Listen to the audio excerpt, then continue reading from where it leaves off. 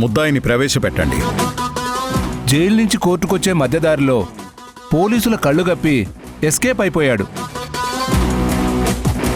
ముద్దాయి judicial custody నుంచి తప్పించుకున్నాడు కాబట్టి ముద్దాయి యష్కి ఒక్క నిమిషం జడ్జి గారు.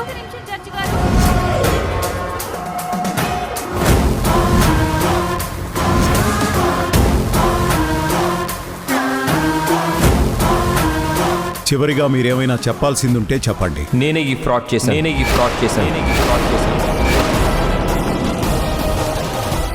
ఈ గ్యాంగ్ లో ప్రధాన సూత్రధారి మా వదిన మధుల.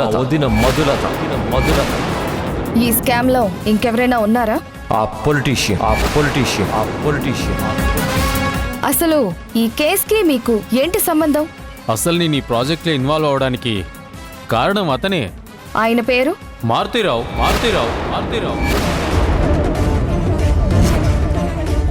వాదోపవాదాలు విన్న తర్వాత నిందితులందరికీ శిక్ష పడాల్సిందే.